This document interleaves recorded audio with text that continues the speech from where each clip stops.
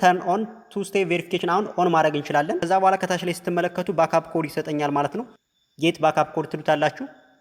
እንደምትመለከቱት 10 ባካፕ ኮድ ይሰጠኛል ማለት ነው። ይሄ ለመጀመሪያ ጊዜ ዩቲዩብ ላይ ዋን ታይም የምትገቡበት ኮድ ይሰጠናል ማለት ነው። ስለዚህ እሱን ስክሪንሻት ኦር ዳውንሎድ አድርጋችሁ ዳውንሎድ ኮድ የሚላለ እሱን ዳውንሎድ አድርጋችሁ መውሰድ ትችላላችሁ ማለት ነው።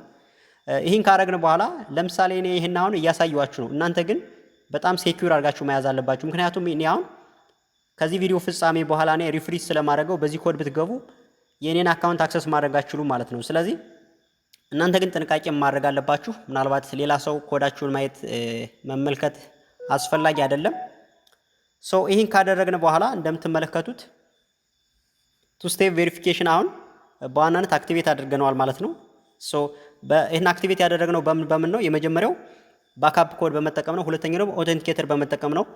እዚህ ላይ ጉግል ፕሮምፕት የሚለውን ክሊክ ስታደርጉ የኔ ለምሳሌ በምን አይነት ጉግል አካውንቲ በምን ስልክ እየተጠቀምኩት እንደሆነ ያሳያል። ስለዚህ እናንተ ማታውቁት ስልክ መሆን የለበትም። ምክንያቱም ሳይበር አታክ ሆን ብሎ የሆነ ሊንክ እየላከ ወር ዌብሳይት ሊያስገባብን ይችላል ማለት ነው። ስለዚህ በዚህ ካየ ምንም አይነት ስልክ ሳንጠቀም ነገር ግን ኦተንቲኬተር አፕ እና ባካፕ ኮድ ብቻ በመጠቀም አክቲቬት አድርገናል ማለት ነው።